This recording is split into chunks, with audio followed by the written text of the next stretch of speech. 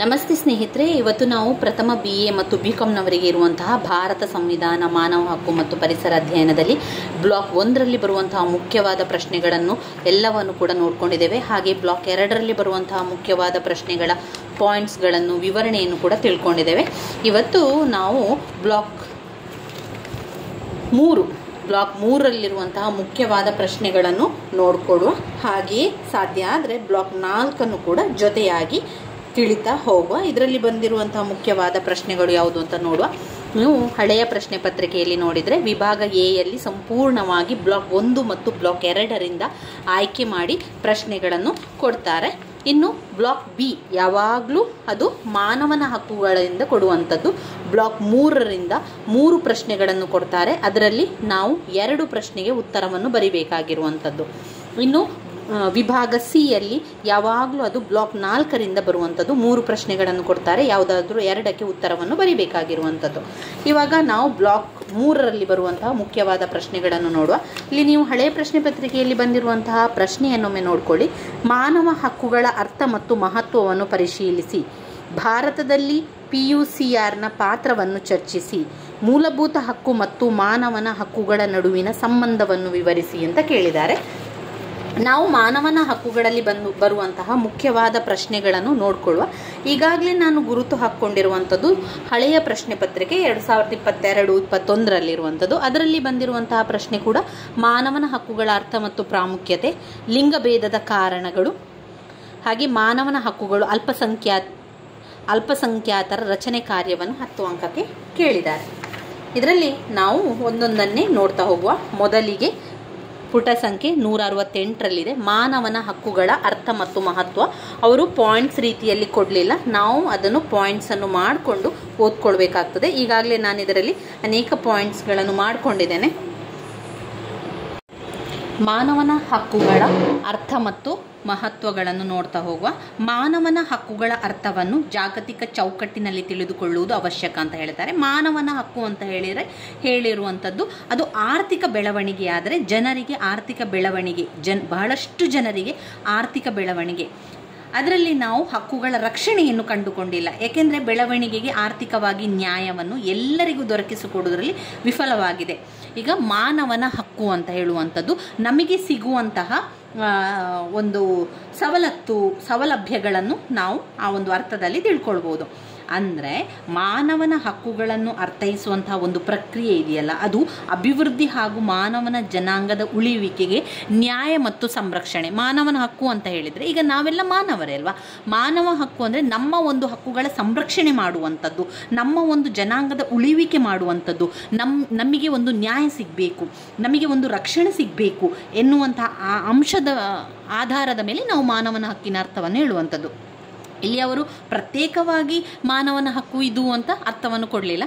ಅವರೇನು ಹೇಳ್ತಾ ಇದ್ದಾರೆ ಅಂದರೆ ಮಾನವನ ಹಕ್ಕು ಅಂತ ಹೇಳಿದರೆ ಮಾನವನ ಜನಾಂಗವನ್ನು ಉಳಿಸುವುದು, ಮಾನವನ ಜನಾಂಗವನ್ನು ಉಳಿಯುವಿಕೆ, ಅದರಲ್ಲಿ ನ್ಯಾಯ ಮತ್ತು ಸಂರಕ್ಷಣೆ ಎಂಬ ಅಂಶವೇ ಮಾನವನ ಹಕ್ಕಿನ ಅರ್ಥದಲ್ಲಿ ಬರ್ತದೆ. ಇನ್ನು ಮಾನವನ ಹಕ್ಕಿನ ಮಹತ್ವದ ಬಗ್ಗೆ ಕೇಳ್ತಾ ಇದ್ದಾರೆ ಅಂತ ಹೇಳಿದರೆ ನಾವು ಪಾಯಿಂಟ್ಸ್ ಮಾಡಿಕೊಂಡು ನಾವೇ ಓದ್ಕೊಳ್ಬೇಕು. ಇಲ್ಲಿ ನಾನು ಮಾಡಿರುವಂಥ ಪಾಯಿಂಟ್ಸನ್ನು ನಿಮಗೆ ಹೇಳ್ತಾ ಇದ್ದೇನೆ. ನಿಮಗೆ ಇದು ಬೇಡ, ಈ ಪಾಯಿಂಟ್ಸ್ ನಿಮಗೆ ಸರಿ ಹೊಂದಿಲ್ಲ ಅಂತಾದರೆ ನೀವು ಬೇರೆ ಪಾಯಿಂಟ್ಸನ್ನು ಕೂಡ ಮಾಡ್ಕೊಂಡು ಓದ್ಕೊಳ್ಬೋದು, ಅಥವಾ ಅದನ್ನು ಇಡೀ ಎಲ್ಲವನ್ನು ಕೂಡ ಓದ್ಕೊಂಡು ನೀವು ಅರ್ಥ ಮಾಡ್ಕೊಳ್ಬೋದು. ಇಲ್ಲಿ ನಾನು ಅರ್ಥ ಮಾಡ್ಕೊಂಡಿರುವಂಥ ರೀತಿಯಲ್ಲಿ ಪಾಯಿಂಟ್ಸನ್ನು ಹೇಳ್ತಾ ಹೋಗ್ತಾನೆ. ಮಾನವನ ಹಕ್ಕುಗಳ ಮಹತ್ವದಲ್ಲಿ ಒಂದು, ಆರ್ಥಿಕ ನ್ಯಾಯವನ್ನು ಎಲ್ಲರಿಗೆ ದೊರಕಿಸಿಕೊಡುವುದು. ಮಾನವನ ಹಕ್ಕು ಯಾಕೆ ಬೇಕು ನಮಗೆ? ಮಾನವನ ಹಕ್ಕು ಯಾಕೆ ಬೇಕು ಅಂತ ಹೇಳಿದರೆ ಆರ್ಥಿಕ ನ್ಯಾಯವನ್ನು ಎಲ್ಲರಿಗೆ ದೊರಕಿಸಿಕೊಡುವಂಥದ್ದು, ಆರ್ಥಿಕ ನ್ಯಾಯವನ್ನು ಎಲ್ಲರಿಗೂ ಕೂಡ ದೊರಕಿಸಿಕೊಡುವಂಥದ್ದು. 2, ಸಮಾನವಾಗಿ ಸಂಪನ್ಮೂಲಗಳು ಲಭ್ಯವಾಗಬೇಕು. ಮಾನವನ ಹಕ್ಕುಗಳು ಅದರ ಮಹತ್ವ ಅಂತ ಹೇಳಿದರೆ ಸಂಪನ್ಮೂಲಗಳು ಎಲ್ಲರಿಗೂ ಕೂಡ ಲಭ್ಯವಾಗಬೇಕು, ಸಮಾನವಾಗಿ ಸಂಪನ್ಮೂಲಗಳು ಲಭ್ಯವಾಗಬೇಕು. 3ನೇದು, ಸಮಾನವಾಗಿ ಅವಕಾಶಗಳು ಲಭ್ಯವಾಗಬೇಕು, ಸಮಾನವಾಗಿ ಅವಕಾಶಗಳು ಲಭ್ಯವಾಗಬೇಕು. ಮಾನವನ ಹಕ್ಕುಗಳನ್ನು ಸುಧಾರಿಸಲು ಹಲವು ನೀತಿ ನಿಯಮಗಳನ್ನು ಜಾರಿಗೆ ತರಲಾಯಿತು. ಅವುಗಳ ಉಲ್ಲಂಘನೆಯಾದಲ್ಲಿ ರಕ್ಷಣೆಗೆ ಮಾನವನ ಹಕ್ಕುಗಳ ನ್ಯಾಯಾಲಯ, ಮಹಾ ಆಯೋಗ ಸ್ಥಾಪಿಸಲಾಯಿತು. ಮಾನವನ ಹಕ್ಕುಗಳ ಉಲ್ಲಂಘನೆಗೋಸ್ಕರ ನ್ಯಾಯಾಲಯ ಮತ್ತು ಮಹಾ ಆಯೋಗ ಸ್ಥಾಪಿಸಲಾಯಿತು. ಒಂದು, ಆರ್ಥಿಕ ನ್ಯಾಯ ಎಲ್ಲರಿಗೂ ದೊರಕಿಸಿಕೊಡುವಂಥದ್ದು. 2 ಸಮಾನವಾಗಿ ಸಂಪನ್ಮೂಲಗಳು ಲಭ್ಯವಾಗಬೇಕು. 3 ಸಮಾನವಾಗಿ ಅವಕಾಶಗಳು ಲಭ್ಯವಾಗಬೇಕು. ಮಾನವನ ಹಕ್ಕುಗಳು ಉಲ್ಲಂಘನೆಯಾದರೆ ಅದನ್ನು ರಕ್ಷಣೆ ಮಾಡಲು ಮಾನವನ ಹಕ್ಕುಗಳ ನ್ಯಾಯಾಲಯ ಮತ್ತು ಮಹಾ ಆಯೋಗ ಸ್ಥಾಪಿತವಾಗಿರುವಂಥದ್ದು. 5 ಮಾನವನ ಹಕ್ಕುಗಳ ಪರಿಸ್ಥಿತಿಗಳು ಚಿಂತಾಜನಕವಾಗಿದೆ. ಮಾನವನ ಹಕ್ಕುಗಳ ಮಹತ್ವ ಅಂತ ಹೇಳಿದಾಗ ಮಾನವನ ಹಕ್ಕುಗಳು ಚಿಂತಾಜನಕವಾಗಿದೆ. 6 ಎಲ್ಲಕ್ಕಿಂತ ಮಿಗಿಲಾಗಿ ಹಕ್ಕುಗಳು ಜೀವನದ ಹಕ್ಕು ಎಲ್ಲಕ್ಕಿಂತ ಮಿಗಿಲಾಗಿ ಇರುವಂಥದ್ದು ಯಾವುದು? ಅದು ಜೀವನದ ಹಕ್ಕು. 7 ಜೀವದ ರಕ್ಷಣೆಯ ಮತ್ತು ಜೀವನ ನಡೆಸುವ ಹಕ್ಕು ಮೂಲವಾಗಿದೆ. ಜೀವದ ರಕ್ಷಣೆ ಮತ್ತು ಜೀವನ ನಡೆಸುವ ಹಕ್ಕು, ಜೀವದ ರಕ್ಷಣೆ ಮತ್ತು ಜೀವನ ನಡೆಸುವ ಹಕ್ಕು ಮೂಲವಾಗಿರುವಂಥದ್ದು. ಅಂದರೆ ಈಗ ಮೊದಲನೇ ಕಾರಣ ಯುದ್ಧ, ಜಾಗತಿಕ ಯುದ್ಧ, ಅನೇಕ ವಿಷಯಗಳು ಬರ್ತದಲ್ಲ, ಅಲ್ಲಿ ನಮ್ಮ ಜೀವವನ್ನು ರಕ್ಷಣೆ ಮಾಡಬೇಕು. ಹಾಗೆ ನಮ್ಮ ಜೀವನದ ಬಗ್ಗೆ ಒಂದು ಹಕ್ಕು ಬೇಕು ಕೆಲವೊಂದು ಪೂರೈಸಿಕೊಳ್ಳಿಕ್ಕೆ. ಇನ್ನು ರೋಗಗಳಿಗೆ ತುತ್ತಾಗುವಂಥದ್ದು ಅದೆಲ್ಲ ಕೂಡ ಅದರಲ್ಲಿ ಜೀವದ ರಕ್ಷಣೆಯಲ್ಲಿ ಬರುವಂಥದ್ದು. 8 ಇನ್ನು ಜನಾಂಗೀಯ ಕದನಗಳು, ಧರ್ಮದ ಹೆಸರಿನಲ್ಲಿ ಕದನಗಳಾಗ್ತದೆ. ಅದನ್ನೆಲ್ಲ ತಿಳ್ಕೊಳ್ಳಿಕ್ಕೆ ನಮಗೆ ಮಾನವನ ಹಕ್ಕುಗಳು ಬೇಕು. ಧರ್ಮದ ಹೆಸರಿನಲ್ಲಿ ಕದನಗಳಾಗ್ತದೆ, ಆಗ ನಮಗೆ ಮಾನವ ಹಕ್ಕುಗಳು ಬೇಕು. ಏನಾದರೂ ತೊಂದರೆ ಸಮಸ್ಯೆಗಳಾಗ್ತಾ ಇದ್ದಂಥ ಸಂದರ್ಭದಲ್ಲಿ ನಮಗೆ ಯಾವುದು ಬೇಕಾಗಿರುವಂಥದ್ದು? ಮಾನವ ಹಕ್ಕುಗಳು ಬೇಕಾಗಿರುವಂಥದ್ದು. ಮಾನವನ ಹಕ್ಕುಗಳು ಎಂದರೆ ಸಾಮಾಜಿಕ ಹಾಗೂ ಆರ್ಥಿಕ ಜೀವನಕ್ಕೆ ಸಂಬಂಧಿಸಿದ ವಿಷಯಗಳು. ಮಾನವನ ಹಕ್ಕು ಅಂತ ಹೇಳಿದರೆ ಸಾಮಾಜಿಕ ಮತ್ತು ಆರ್ಥಿಕ ಜೀವನಕ್ಕೆ ಸಂಭಾವಿತವಾದ ವಿಷಯಗಳು ಕೂಡ ಹಕ್ಕುಗಳು. ಮಾನವನ ಹಕ್ಕುಗಳ ರಕ್ಷಣೆ ಜನರಿಗೆ ಮೂಲಭೂತ ಸೌಕರ್ಯಗಳನ್ನು ಒದಗಿಸುವಲ್ಲಿ ಕಂಡುಕೊಳ್ಳಬಹುದಾಗಿದೆ.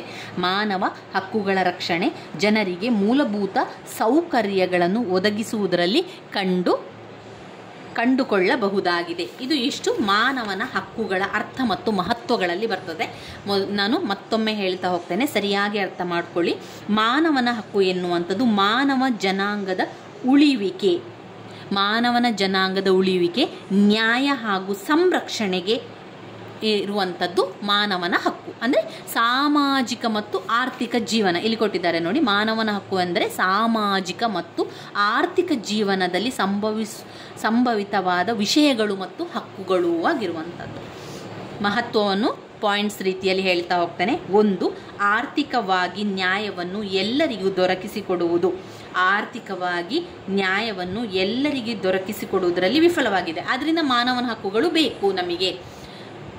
ಆರ್ಥಿಕವಾಗಿ ನ್ಯಾಯವನ್ನು ಎಲ್ಲರಿಗೂ ದೊರಕಿಸಿಕೊಡುವುದು ವಿಫಲವಾಗಿದೆ, ಆದ್ದರಿಂದ ಮಾನವನ ಹಕ್ಕುಗಳು ಅವಶ್ಯಕವಾಗಿದೆ. ಸಮಾನವಾಗಿ ಸಂಪನ್ಮೂಲಗಳು ಲಭ್ಯವಾಗಬೇಕು. 2 ಸಮಾನವಾಗಿ ಸಂಪನ್ಮೂಲಗಳು ಲಭ್ಯವಾಗಬೇಕು. 3 ಸಮಾನವಾಗಿ ಅವಕಾಶಗಳು ಲಭ್ಯವಾಗಬೇಕು. 4 ಮಾನವನ ಹಕ್ಕುಗಳು ಉಲ್ಲಂಘನೆಯಾದರೆ ರಕ್ಷಣೆಗೆ ಮಾನವನ ಹಕ್ಕುಗಳ ನ್ಯಾಯಾಲಯವನ್ನು ಮತ್ತು ಮಹಾ ಆಯೋಗವನ್ನು ಸ್ಥಾಪಿಸಲಾಗಿದೆ. 5 ಮಾನವನ ಹಕ್ಕುಗಳ ಪರಿಸ್ಥಿತಿಗಳು ಚಿಂತಾಜನಕವಾಗಿದೆ. 6 ಎಲ್ಲಕ್ಕಿಂತ ಮಿಗಿಲಾಗಿ ಹಕ್ಕುಗಳು ಜೀವನದ ಹಕ್ಕು. 7 ಜೀವನದ ರಕ್ಷಣೆಯ ಮತ್ತು ಜೀವನ ನಡೆಸುವ ಹಕ್ಕು ಮೂಲವಾಗಿದೆ. 8 ಧರ್ಮದ ಹೆಸರಿನಲ್ಲಿ ಕದನಗಳಾಗ್ತಾ ಇದೆ. ಈ ಎಲ್ಲ ಕಾರಣಕ್ಕೆ ನಮಗೆ ಏನು ಬೇಕು? ಮಾನವನ ಹಕ್ಕುಗಳು ಅವಶ್ಯಕವಾಗಿದೆ. ಅದಕ್ಕೆ ಅದರದೇ ಆದ ಪ್ರಾಮುಖ್ಯತೆ ಇರುವಂಥದ್ದು. ಇನ್ನು ನಾವು ಇದರಲ್ಲಿ ಓದ್ಕೊಳ್ಬೇಕಾಗಿರುವಂಥ ಮುಖ್ಯವಾದ ಪ್ರಶ್ನೆಯನ್ನು ನೋಡುವ. ಮೂಲಭೂತ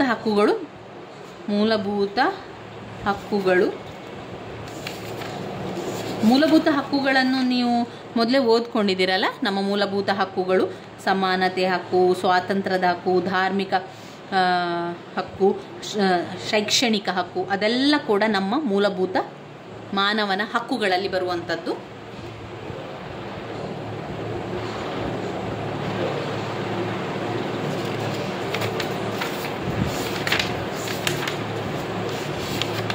ಇಲ್ಲಿ ನಾವು ಒಂದು ಓದ್ಕೊಳ್ಬೇಕಾಗಿರುವಂತಹ ಮುಖ್ಯವಾದ 10 ಅಂಕದ ಪ್ರಶ್ನೆ ಲಿಂಗಭೇದ. ಸಾಮಾಜಿಕ ಲಿಂಗಭೇದದ ಬಗ್ಗೆ ಪ್ರಶ್ನೆಯನ್ನು ಕೇಳ್ತಾರೆ. ಕೆಲವು ಪ್ರಶ್ನೆ ಪತ್ರಿಕೆಯಲ್ಲಿ ಅದು ಬಂದಿರ್ತದೆ ನೋಡಿ, ಸಾಮಾಜಿಕ ಮತ್ತು ಲಿಂಗಭೇದದ ಬಗ್ಗೆ. ಇನ್ನು ಬರುವಂತಹ ಮುಖ್ಯವಾದ ಪ್ರಶ್ನೆ ಸಾಮಾಜಿಕ ಮತ್ತು ಲಿಂಗಭೇದದ ಬಗ್ಗೆ ತಿಳಿಸಿ ಅಂತ ಹೇಳುವಂಥದ್ದು. ಲಿಂಗಭೇದದ ಬಗ್ಗೆ ನಾವು ಜನರಲ್ ಆಗಿ ಬರಿತಾ ಹೋಗ್ಬೋದು. ಅಂದರೆ ಈಗ ಸಮಾಜದಲ್ಲಿ ನಾವು ಪ್ರತಿಯೊಬ್ಬರು ಕೂಡ ನೋಡ್ತೇವೆ, ಹೆಣ್ಣು ಮಕ್ಕಳನ್ನು ನೋಡುವಂತಹ ರೀತಿ, ಗಂಡು ಮಕ್ಕಳನ್ನು ನೋಡುವಂತಹ ರೀತಿ ತುಂಬಾ ವ್ಯತ್ಯಾಸಗಳನ್ನು ನಾವು ಕಾಣ್ತೇವೆ.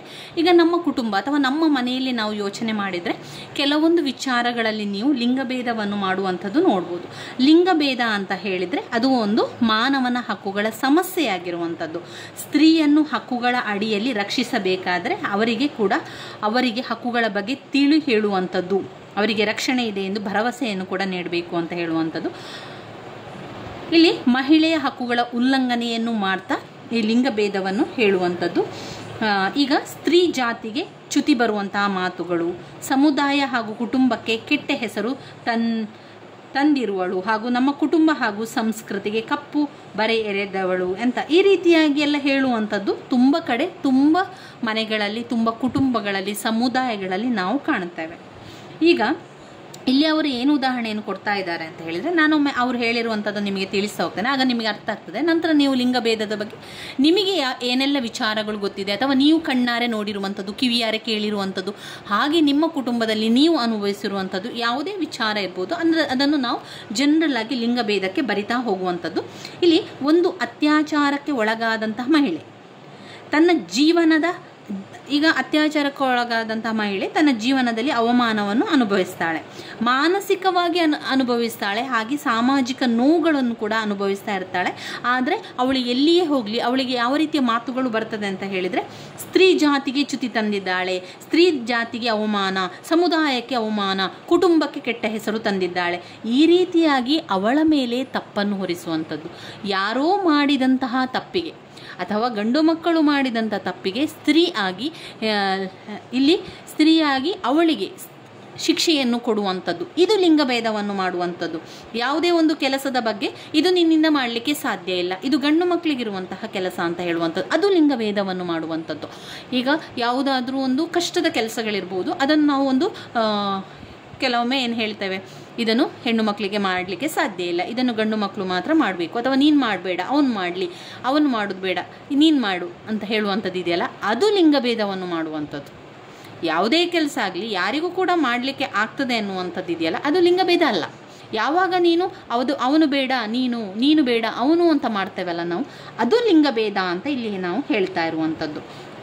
ಎರಡನೇದಾಗಿ, ಮಹಿಳೆ ತನ್ನ ಕುಟುಂಬದಲ್ಲಿ ಅವಳ ಮೇಲೆ ಅವಲಂಬಿತರಾದವರನ್ನು ನೋಡಿಕೊಳ್ಳುವ ಸಂಪೂರ್ಣ ಹೊರೆಯನ್ನು ಹೊರಿಸುವುದು ಎಲ್ಲಿಯ ನ್ಯಾಯ? ಈ ರೀತಿಯಾಗಿ ಇನ್ನು ತುಂಬ ಕಡೆ, ತುಂಬ ಸಮಾಜದಲ್ಲಿ ಏನು ಹೇಳ್ತಾರೆ, ಮಹಿಳೆಗೆ ಏನು ಮಾಡಲಿಕ್ಕೆ ಸಾಧ್ಯ ಇಲ್ಲ ಅಂತ. ಆದರೆ ಎಷ್ಟೋ ಕುಟುಂಬಗಳಲ್ಲಿ ಮಹಿಳೆಯೇ ತನ್ನ ಕಾಲ ಮೇಲೆ ನಿಂತು ಕೆಲಸಕ್ಕೆ ಹೋಗಿ ತನ್ನ ಕುಟುಂಬವನ್ನು ಸಂಪೂರ್ಣವಾಗಿ ನೋಡಿಕೊಳ್ಳುವಂತಹ ಹೊಣೆಯನ್ನು ಹೊತ್ತಿದ್ದಾಳೆ. ಅಂಥ ಸಂದರ್ಭದಲ್ಲಿ ಎಲ್ಲಿದೆ ನ್ಯಾಯ? ಅವಳಿಗೆ ಸಾಧ್ಯ ಇಲ್ವಾ? ಇದರ ಪರಿಣಾಮ ಮಹಿಳೆಯರು ತಮ್ಮ ಸ್ವಂತ ಜೀವನಕ್ಕೆ, ಅವರ ಬದುಕಿನ ಆಸೆ, ಒಂದು ಆಕಾಂಕ್ಷೆಗಳಿಗೆ ಹೆಚ್ಚಿನ ಒತ್ತನ್ನು ನೀಡದೇ ಇರುವಂಥದ್ದು ಕೂಡ ಜೀವನದ ಹಕ್ಕಿನ ಪ್ರಶ್ನೆಯಾಗಿದೆ. ಎಷ್ಟೋ ಸಂದರ್ಭಗಳಲ್ಲಿ ನಾವೇನು ಮಾಡ್ತೇವೆ ಅಂತ, ನಮಗೋಸ್ಕರ ಅಲ್ಲ, ನಮ್ಮ ಮನೆಗೋಸ್ಕರ, ನಮ್ಮ ಕುಟುಂಬಕ್ಕೋಸ್ಕರ ನಾವು ದುಡಿತಾ ಇದ್ದೇವಲ್ಲ, ಅದರ ನಡುವೆಯೂ ಕೂಡ ಲಿಂಗಭೇದವನ್ನು ಮಾಡುವಂಥದ್ದನ್ನು ಕಾಣ್ಬೋದು. ಮಹಿಳೆಯ ಹಕ್ಕುಗಳ ಪ್ರಶ್ನೆ ನಿಜವಾಗಿಯೂ ಒಂದು ಚರ್ಚಾಸ್ಪದವಾಗಿರುವಂಥದ್ದು. ಈ ಚರ್ಚೆಗಳನ್ನು ಲಿಂಗಭೇದ ನೀತಿಗಳಿಗೆ ಅಡಿಯಲ್ಲಿ ಚರ್ಚಿಸುವುದು ಸೂಕ್ತವೆನಿಸುವಂಥದ್ದು. ಈಗ ಇವಿಷ್ಟು ವಿಚಾರವನ್ನು ನಿಮಗೆ ನಾನು ಹೇಳಿದ್ದೇನೆ. ಇನ್ನು ನಿಮಗೆ ಬಿಟ್ಟಿರುವಂಥದ್ದು, ನಿಮಗೆ ಯಾವೆಲ್ಲ ವಿಚಾರಗಳು ಅದಕ್ಕೆ ನೆನಪಿಗೆ ಬರ್ತದೆ ಅದನ್ನೇ ಬರಿತಾ ಹೋಗುವಂಥದ್ದು. ಸ್ತ್ರೀಯ ಹಕ್ಕಿನ ಅಡಿಯಲ್ಲಿ ಇದನ್ನು ತಿಳಿಸುವಂಥದ್ದು, ಸ್ತ್ರೀಯ ರಕ್ಷಣೆಗೋಸ್ಕರ ಈ ಒಂದು ವಿಚಾರವನ್ನು ಇದರಲ್ಲಿ ಅವರು ಕೊಟ್ಟಿರುವಂಥದ್ದು ಲಿಂಗಭೇದದ ಬಗ್ಗೆ. ಇನ್ನು ನಾವು ಇದರಲ್ಲಿ ನೋಡ್ಕೊಳ್ಬೇಕಾಗಿರುವಂಥ ಮುಖ್ಯವಾದ ಪ್ರಶ್ನೆ ಯಾವುದು ಅಂತ ನೋಡುವ. ಇದರಲ್ಲಿ ನಾವು ನೋಡಿದರೆ ಇನ್ನು ನೀವು ಓದ್ಕೊಳ್ಬೇಕಾಗಿರುವಂಥದ್ದು PUCL ಮತ್ತು UDRನ ಬಗ್ಗೆ, ಅಂದರೆ ಮಾನವನ ಹಕ್ಕುಗಳ ಸಾರ್ವತ್ರಿಕ ಘೋಷಣೆ. ತುಂಬ ಜನ ಕಮೆಂಟ್ ಮೂಲಕ ತಿಳಿಸಿದರೆ ಇದೆರಡು ಒಂದೇನಾ ಅಂತ. ಅವರು ಇಲ್ಲಿ ಒಂದೇ ರೀತಿಯಲ್ಲಿ ಕೊಟ್ಟಿದ್ದಾರೆ, ಎರಡೂ ಕೂಡ ಹೆಚ್ಚು ಕಡಿಮೆ ಒಂದೇ ರೀತಿಯಾಗಿರುವಂಥದ್ದು. ನಾನು ನಿಮಗೆ ಸಂಪೂರ್ಣ ಅದರಲ್ಲಿರುವಂಥ ವಿಚಾರವನ್ನು ನಿಮಗೆ ತಿಳಿಸ್ತಾ ಹೋಗ್ತೇನೆ, ಆವಾಗ ನಿಮಗೆ ಸಂಪೂರ್ಣವಾಗಿ ಅರ್ಥ ಆಗ್ತದೆ. ಅದಾದ ನಂತರ ಅದರಲ್ಲಿರುವಂಥ ಕೆಲವೊಂದು ಪಾಯಿಂಟ್ಸ್ಗಳನ್ನು ತಗೊಂಡು ನೀವು ಬರಿತಾ ಹೋದರೆ ಆಯಿತು. ಎಲ್ಲ ಕೂಡ ಓದ್ಕೊಳ್ಬೇಕು ಅಂತ ಇಲ್ಲ. ಈಗ PUCL ಮತ್ತು PUDR ಎನ್ನುವಂಥದ್ದು ಪ್ರಜಾಪ್ರಭುತ್ವವನ್ನು ಎಚ್ಚರದಿಂದ ನೋಡುವಂಥದ್ದು ಅಥವಾ ಪ್ರಜಾಪ್ರಭುತ್ವವನ್ನು ಕಾಯ್ದುಕೊಳ್ಳುವಂಥ ಸಂಘಟನೆ ಅಂತ. PUCL ಇರ್ಬೋದು ಅಥವಾ UDR ಇರ್ಬೋದು, ಎಲ್ಲ ಕೂಡ ಒಂದು ಸಂಘಟನೆ ಸ್ನೇಹಿತರೆ, ಎಲ್ಲವೂ ಕೂಡ ಒಂದು ಸಂಘಟನೆ. ಯಾಕಿರುವಂಥದ್ದು ಈ ಸಂಘಟನೆ? ಅದು ಒಂದು ರಕ್ಷಣೆ ಮಾಡಲಿಕ್ಕೆ, ಒಂದು ನ್ಯಾಯವನ್ನು ಕೊಡಲಿಕ್ಕೆ, ಅನ್ಯಾಯದ ವಿರುದ್ಧ ಹೋರಾಡಲಿಕ್ಕೆ. ಈ ಸಂಘಟನೆಗಳೆಲ್ಲವೂ ಕೂಡ ಯಾಕೆ ಮಾಡ್ತೇವೆ? ನಮಗೆ ಒಂದು ನ್ಯಾಯ ಸಿಗಬೇಕು, ನಮಗೆ ಶೋಷಣೆ ಆಗ್ತದೆ, ಅನ್ಯಾಯ ಆಗ್ತಾ ಇದೆ, ಅದರಿಂದ ಹೊರಬರಬೇಕು, ನಮಗೆ ಆರ್ಥಿಕವಾಗಿ ನಮಗೆ ಸಹಾಯ ಬೇಕು, ಸಾಮಾಜಿಕವಾಗಿ ರಾಜಕೀಯವಾಗಿ ಅನ್ಯಾಯ ಆಗ್ತಾ ಇದೆ, ಶೋಷಣೆ ಆಗ್ತಾ ಇದೆ, ಅದಕ್ಕೆಲ್ಲ ನ್ಯಾಯ ಬೇಕು ಅಂತ ಇದ್ದಾಗ ಅಥವಾ ನಮಗೆ ಒಂದು ಅದರ ವಿರುದ್ಧ ಹೋರಾಟ ಮಾಡಬೇಕು ಅಂತ ಇದ್ದಾಗ ಒಂದು ಸಂಘಟನೆಯ ಮುಖಾಂತರ ಹೋಗುವಂಥದ್ದು. ಅದೇ ರೀತಿ ಈಗ ಒಂದು PUCL ಇರ್ಬೋದು, PUDR ಇರ್ಬೋದು, UDR ಇರ್ಬೋದು, ಯಾವುದೇ ಆಗಿರ್ಬೋದು, ಅದೆಲ್ಲ ಕೂಡ ಒಂದು ಸಂಘಟನೆ. ಮಾನವನ ಹಕ್ಕುಗಳ ಸಾರ್ವತ್ರಿಕ ಘೋಷಣೆ ಅದು. ಮಾನವನ ಹಕ್ಕುಗಳ ಸಾರ್ವತ್ರಿಕ ಘೋಷಣೆಯಲ್ಲಿ ನಾವು ಇದನ್ನೇ ಬರಿತಾ ಹೋಗುವಂಥದ್ದು. ಇನ್ನು ನೀವು ಹೆಚ್ಚಿನ ವಿಚಾರ ಬೇಕು ಅಂತ ಹೇಳಿದರೆ ನಾವು ಈಗ ಇಂಟರ್ನೆಟ್ಗಳಲ್ಲಿ ನೋಡಿಕೊಂಡು ಅದನ್ನು ನೀವು ಕಲ್ತ್ಕೊಳ್ಳಿ. ಇನ್ನಷ್ಟು ವಿಚಾರಗಳು ಬೇಕು ಅಂತ ಹೇಳಿದರೆ ನಾನು ಇವಿಷ್ಟನ್ನು ಮಾತ್ರ ಓದ್ಕೊಂಡಿರುವಂಥದ್ದು. ಮಾನವನ ಹಕ್ಕುಗಳ ಸಾರ್ವತ್ರಿಕ ಘೋಷಣೆ ಬಗ್ಗೆ ಇನ್ನಷ್ಟು ವಿಚಾರಗಳು ನಿಮಗೆ ಬೇಕು ಅಂತ ಹೇಳಿದರೆ ಗೂಗಲಲ್ಲಿ ನೀವು ಹಾಕಿ ನೋಡಿ. ಅದರಲ್ಲಿ ನಮಗೆ ತುಂಬಾ ಇನ್ನಷ್ಟು ಬೇರೆ ಬೇರೆ ವಿಷಯಗಳನ್ನು ಕೊಡ್ತಾ ಹೋಗ್ತಾರೆ. 2 ಸಂಘಟನೆಗಳು, ಅದರಲ್ಲಿ ನಾವು ಈ ಒಂದು ಘೋಷಣೆ ಅಂತ ಬಂದಾಗ ಏನೆಲ್ಲ ಅವರು ಹೇಳ್ತಾರೆ ಎನ್ನುವಂಥದ್ದನ್ನು ಇಲ್ಲಿ ಇದನ್ನು ಓದ್ಕೊಂಡ್ರೆ ಗೊತ್ತಾಗ್ತದೆ. ಇದನ್ನೇ ನಾವು ಒಂದು ಸಾರ್ವತ್ರಿಕ ಘೋಷಣೆಯಾಗಿ ಬರಿತಾ ಹೋಗ್ಬೋದು. ಸ್ವಲ್ಪ ವಿಚಾರವನ್ನು ಈ ಸಂಘಟನೆಯ ಬಗ್ಗೆ ಬರೆದು ನಂತರ ಈ ಒಂದು ಈ ಸಂಘಟನೆ ಹೇಳಿರುವಂತಹ ಮಾತುಗಳು ಅಥವಾ ಈ ಸಂಘಟನೆ ಹೇಳಿರುವಂತಹ ಒಂದು ಘೋಷಣೆಗಳ ಬಗ್ಗೆ ಹೇಳ್ತಾ ಹೋಗ್ಬೋದು. ಯಾವುದೆಲ್ಲ ಘೋಷಣೆ, ಮಾನವನ ಹಕ್ಕುಗಳ ವಿಚಾರವಾಗಿ ಏನೆಲ್ಲ ಹೇಳಿದ್ದಾರೆ ಎನ್ನುವಂಥದ್ದನ್ನು ಕೂಡ ನೋಡ್ಕೊಳ್ಳುವ. ಇವಾಗ ಮೊದಲಿಗೆ PUCL ಮತ್ತು PUDR ಅಂದರೆ ಏನು ಅಂತ ನೋಡ್ಕೊಳ್ಳುವ. ಇದು ಪ್ರಜಾಪ್ರಭುತ್ವವನ್ನು ಕಾಯ್ದುಕೊಳ್ಳುವಂತಹ ಸಂಘಟನೆ ಎಂದು ಚಿತ್ರಿಸಲಾಗಿದೆ. PUCL ಮತ್ತು PUDR ಮೊದಲು ಅರ್ಥವನ್ನು ತಿಳ್ಕೊಳ್ಳುವ. ಅಂದರೆ PUCL ಮತ್ತು PUDR ಅಂದರೆ ಪ್ರಜಾಪ್ರಭುತ್ವವನ್ನು ಎಚ್ಚರದಿಂದ ನೋಡುವಂತಹ ಸಂಘಟನೆ ಅಥವಾ ಪ್ರಜಾಪ್ರಭುತ್ವವನ್ನು ಎಚ್ಚರದಿಂದ ಕಾಯ್ದುಕೊಳ್ಳುವಂತಹ ಸಂಘಟನೆ. ಪ್ರಜಾಪ್ರಭುತ್ವ ಅಂದರೆ ಏನು? ಪ್ರಜೆಗಳಿಂದ ಪ್ರಜೆಗಳಿಗಾಗಿ ಇರುವಂತಹ ಸರಕಾರ.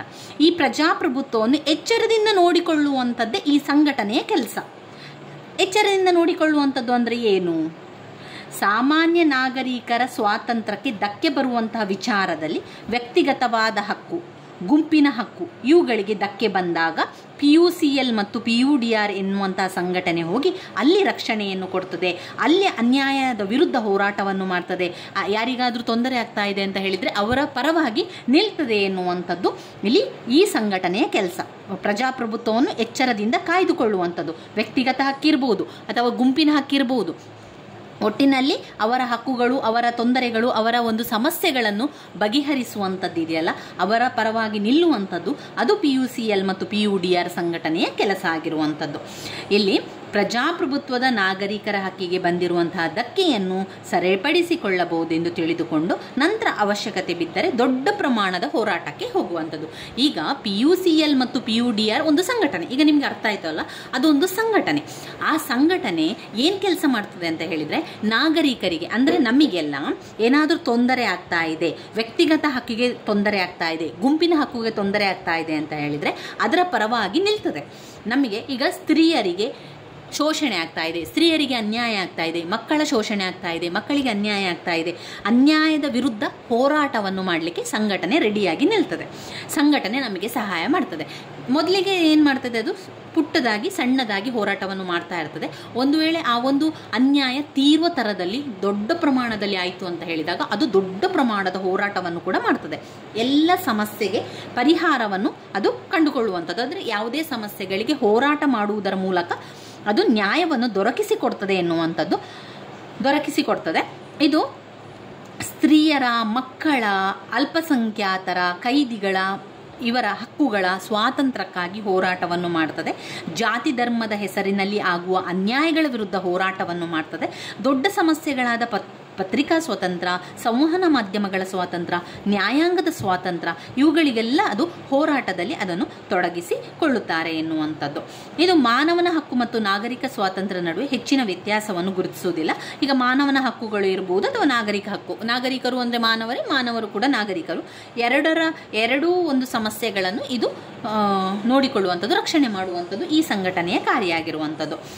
ಈಗ ಇಲ್ಲಿ ಆರಕ್ಷಕರಿಗೆ ಅಂದರೆ ಪೊಲೀಸರಿಗೆ ಸಂಬಂಧಿಸಿದಂತೆ ಗುಂಡು ಹಾರಿಸಿದಾಗ, ಹಿಂಸೆ ಮಾಡಿದಾಗ, ಜೈಲಿನಲ್ಲಿ ಠಾಣೆಯಲ್ಲಿ ಸತ್ತಾಗ, ಗುಂಡಿಟ್ಟು ಕೊಂದಾಗ, ಪ್ರಜಾಪ್ರಭುತ್ವ ಹೋರಾಟ ತಡೆದಾಗ, ಕೋಮು ಗಲಭೆ ಆದಾಗ, ಹಿತಾಸಕ್ತಿ ಗುಂಪುಗಳೊಂದಿಗೆ ಆರಕ್ಷಕರು ಸೇರಿದಾಗ ಈ ರೀತಿಯಾಗಿ ಆಗಿರ್ತದೆ. ಹಾಗೆ ಜೈಲು ಹಾಗೂ ಠಾಣೆಯಲ್ಲಿ ಸತ್ತಾಗ, ರಾಜಕೀಯ ಕೈದಿಗಳ ವಿಚಾರದಲ್ಲಿ, ಈ ಎಲ್ಲ ವಿಚಾರಗಳಲ್ಲಿಯೂ ಕೂಡ ಏನಾದರೂ ಸಮಸ್ಯೆ ಇದ್ದಾಗ ಅದಕ್ಕೆ ಆಗಿ ಅದು ಹೋರಾಟವನ್ನು ಮಾಡ್ತದೆ. ಇನ್ನು ಕೆಲವೊಂದು ಘೋಷಣೆಗಳ ಬಗ್ಗೆ, ಸಾರ್ವತ್ರಿಕ ಘೋಷಣೆ ಅಂತ ಹೇಳಿದರೆ ಮಾನವನ ಹಕ್ಕುಗಳ ಬಗ್ಗೆ ಹೇಳುವಂಥದ್ದು. ಇದು ಒಂದು ನಾಗರಿಕರ ಹಕ್ಕು ಹಾಗೂ ಭಾರತಾದ್ಯಂತ ಪ್ರಜಾಪ್ರಭುತ್ವಿಕ ಜೀವನ ಶೈಲಿಯನ್ನು ಪ್ರಚೋದಿಸುವುದು, ಶಾಂತಿಯ ಮಾರ್ಗ ಅದನ್ನು ಅನುಸರಿಸುವುದು. ಅದರ ಘೋಷಣೆಯನ್ನು ಶಾಂತಿಯ ಮಾರ್ಗವನ್ನು ಅನುಸರಿಸುವಂಥದ್ದು, ವ್ಯಕ್ತಿ ಘನತೆಯನ್ನು ಕಾಪಾಡುವಂಥದ್ದು, ಕಾನೂನು ಆಚರಣೆಯಲ್ಲಿ ಸದಾ ಗಮನಿಸುವಂಥದ್ದು, ಒತ್ತಾಯಪೂರ್ವ ಹಾಗೂ ದಬ್ಬಾಳಿಕ ಕಾನೂನುಗಳು ಆಚರಣೆಗೆ ಬರದಂತೆ ತಡೆಯುವುದು, ಸಾರ್ವಜನಿಕರು ವಿರೋಧಿಸುವಂತಹ ಅಂಶಗಳನ್ನು ಪ್ರಜಾಪ್ರಭುತ್ವ ತತ್ವದ ಅಡಿಯಲ್ಲಿ ಗೌರವದಿಂದ ಕಾಣುವುದು, ಸಂವಹನ ಹಾಗೂ ಪತ್ರಿಕಾ ಮಾಧ್ಯಮಗಳ ಸ್ವಾತಂತ್ರ್ಯ ಕಾಪಾಡುವುದು, ಕಾನೂನಿನ ಸಹಾಯವನ್ನು ಬಡವರಿಗೆ ನೀಡುವುದು, ಜೈಲು ಸುಧಾರಣೆಯನ್ನು ತರುವುದು, ಪೊಲೀಸರ 3ನೇ ದರ್ಜೆ ಶಿಕ್ಷೆಯನ್ನು ವಿರೋಧಿಸುವುದು, ಜಾತಿ ಪದ್ಧತಿ ಅಸ್ಪೃಶ್ಯತೆಯನ್ನು ತೊಡೆದು ಹಾಕುವುದು, ಮಕ್ಕಳು, ಸ್ತ್ರೀಯರು, ದುರ್ಬಲ ವರ್ಗದ ರಕ್ಷಣೆ ಮಾಡುವಂಥದ್ದು. ಈ ಎಲ್ಲವೂ ಕೂಡ ಆ ಒಂದು ಘೋಷಣೆಯಲ್ಲಿ ನಾವು ಬರಿತಾ ಹೋಗಬೇಕು. ಒಟ್ಟಾರೆಯಾಗಿ ಎಲ್ಲ ವಿಚಾರಗಳನ್ನು ನಾವು ಸ್ವಲ್ಪ ಸ್ವಲ್ಪ ತಿಳ್ಕೊಂಡ್ರೆ ನಂತರ ತುಂಬಾ ಅದರ ಬಗ್ಗೆ ನೀವು ಬರಿತಾನೆ ಹೋಗ್ಬೋದು. ಒಟ್ಟಿನಲ್ಲಿ ನಮ್ಮ ಸಮಾಜದ ಸುತ್ತಮುತ್ತಲೂ ಆಗುವಂತಹ ಅನ್ಯಾಯಕ್ಕೆ ಅದು ಹೋರಾಟವನ್ನು ಮಾಡುವಂಥದ್ದು. ಇನ್ನು ನಾವು ಇದರಲ್ಲಿ ಓದ್ಕೊಳ್ಬೇಕಾಗಿರುವ ಮತ್ತೊಂದು ಮುಖ್ಯವಾದ ಪ್ರಶ್ನೆ ಅಂದರೆ ಮಾನವ ಹಕ್ಕುಗಳ ಸಮಿತಿ. ಮಾನವನ ಹಕ್ಕುಗಳ ಸಮಿತಿ 10 ಅಂಕಕ್ಕೆ ಬಂದಿದೆ. ರಾಷ್ಟ್ರೀಯ ಹಾಗೂ ರಾಜ್ಯದ ಮಾನವನ ಹಕ್ಕುಗಳ ಸಮಿತಿ ಹೇಗೆ ಅವರನ್ನು ನೇಮಕ ಮಾಡುವಂಥದ್ದು, ಹಾಗೆಯೇ ಅವರ ಕಾರ್ಯಗಳೇನು ಎನ್ನುವಂಥದ್ದನ್ನೆಲ್ಲ ಅವರು ಕೊಟ್ಟಿದ್ದಾರೆ ಮಾನವನ ಹಕ್ಕುಗಳ ಬಗ್ಗೆ. ಅದರ ಬಗ್ಗೆ ಕೂಡ ಒಂದು ಸ್ವಲ್ಪ ತಿಳ್ಕೊಳ್ತಾ ಹೋಗುವ.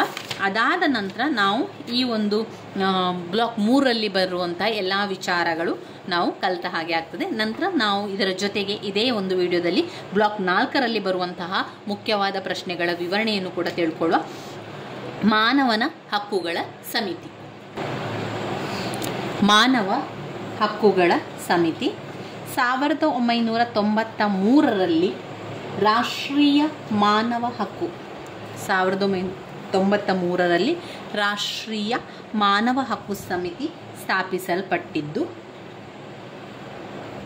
ಇದೇ ನಂತರದಲ್ಲಿ ಮಾನವ ಹಕ್ಕುಗಳನ್ನು ಕಾಪಾಡುವ ಕಾಯ್ದೆಯಾಗಿ ಅಸ್ತಿತ್ವಕ್ಕೆ ಬರುವಂಥದ್ದು. ಇದೊಂದು ಸ್ವತಂತ್ರವಾದ ಸಂಸ್ಥೆ.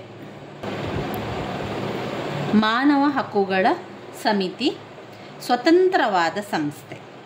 ಇದು ಹೆಚ್ಚಾಗಿ ಪರ್ಮನೆಂಟ್ ಸದಸ್ಯರಿದ್ದು ಇದರಲ್ಲಿ ಇವರಿಗೆ ತಕ್ಕ ಗೌರವ ಸ್ಥಾನಮಾನ ದೊರಕ್ತದೆ. ಅಂದರೆ ಒಂದು ಸಮಿತಿ, ಅದು ಅಂದರೆ ಒಂದು ಸಂಘಟನೆ, ಒಂದು ಸಮಿತಿ ಅಂತ ಹೇಳುವಂಥದ್ದು. ಅದನ್ನು ಮಾನವ ಹಕ್ಕುಗಳ ಸಮಿತಿಯಾಗಿರುವಂಥದ್ದು. ಅದರಲ್ಲಿ ಸದಸ್ಯರೆಲ್ಲ ಅಲ್ಲಿಯೇ ಯಾವಾಗಲೂ ಶಾಶ್ವತವಾಗಿ ಸದಸ್ಯರು ಅಲ್ಲೇ ಇರುವಂಥದ್ದು ಸ್ವತಂತ್ರವಾದ ಒಂದು ಸಂಸ್ಥೆ ಅಂತ ಹೇಳ್ಬೋದು.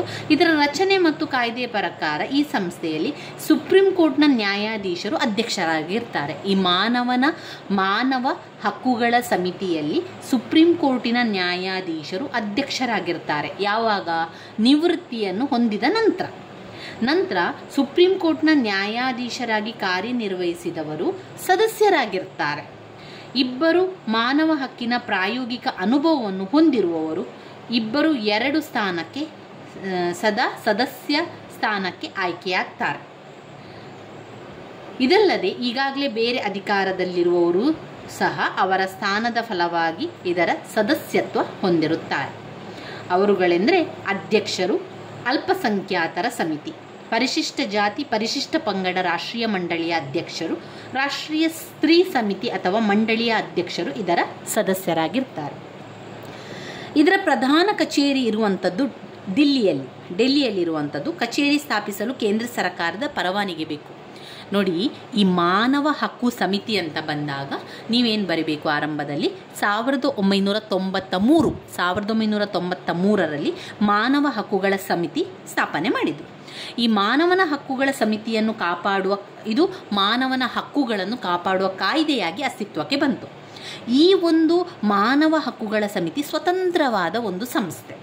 ಇದರಲ್ಲಿ ಸದಸ್ಯರು ಪರ್ಮನೆಂಟ್ ಆಗಿ ಅದರಲ್ಲಿರುವಂಥದ್ದು, ಅಂದರೆ ಶಾಶ್ವತವಾಗಿ ಇರುವಂಥದ್ದು. ಇವರಿಗೆ ತಕ್ಕ ಗೌರವ ಸ್ಥಾನಮಾನ ಸಿಗ್ತದೆ.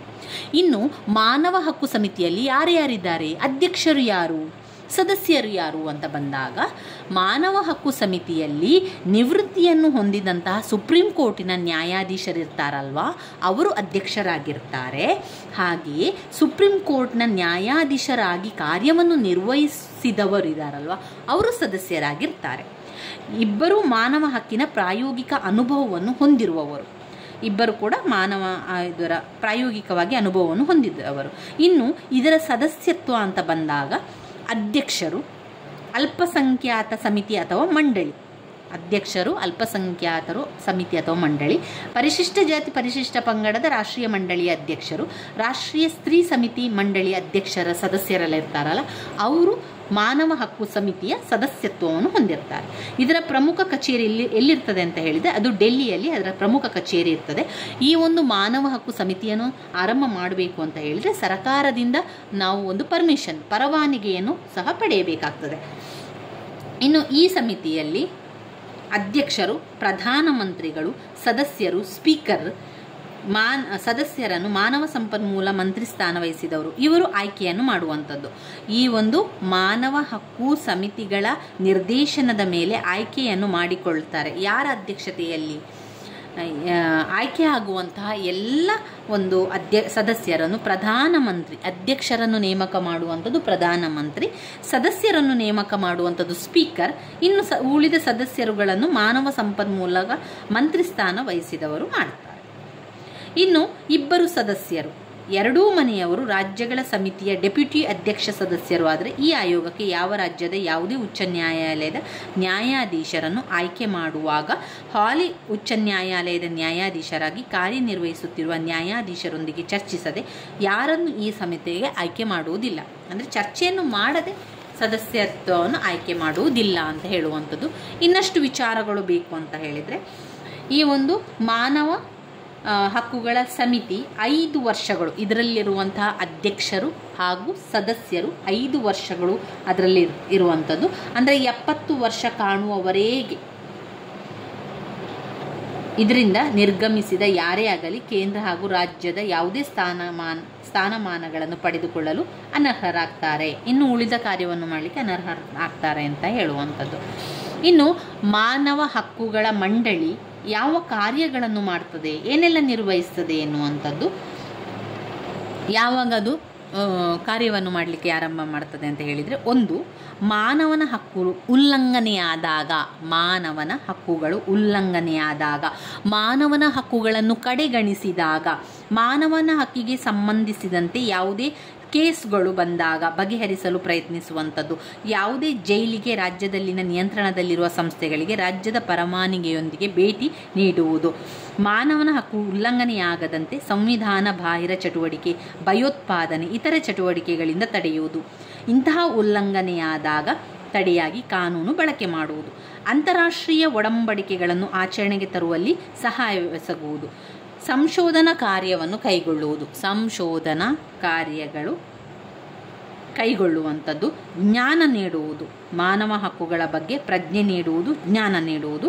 ಸರ್ಕಾರೇತರ ಸಂಘಟನೆಗಳ ಕಾರ್ಯನಿರ್ವಹಣೆಯಲ್ಲಿ ಸಹಾಯವೆಸಗುವುದು, ಮಾನವ ಹಕ್ಕುಗಳ ಬೆಳವಣಿಗೆಗೆ ಸಹಾಯಕವೆಸಗುವುದು. ಇದನ್ನೆಲ್ಲ ಕೂಡ ಈ ಎಲ್ಲ ಕಾರಣಕ್ಕೋಸ್ಕರ ಅದನ್ನು ಉಪಯೋಗಿಸುವಂಥದ್ದು. ಇನ್ನು ಯಾವುದೇ ಲಿಖಿತ ದೂರವಾಣಿ, ಯಾವುದೇ ಭಾಷೆಯಲ್ಲಿ ಏನಾದರೂ ಒಂದು ಕಂಪ್ಲೇಂಟ್ ಬಂದರೆ ದೂರವಾಣಿಯಲ್ಲಿ ಅಥವಾ ಫೋನ್ನ ಮುಖಾಂತರ ಏನೇ ಒಂದು ಸಮಸ್ಯೆ ಬಂದರೆ ಅದನ್ನು ಪುರಸ್ಕರಿಸ್ತಾರೆ. ಅಂತೆಯೇ ವರ್ಷ ಕಳೆದ ನಂತರ ಆ ಕಂಪ್ಲೇಂಟನ್ನು ನೀಡಿದರೆ ನ್ಯಾಯಾಲಯದಲ್ಲಿ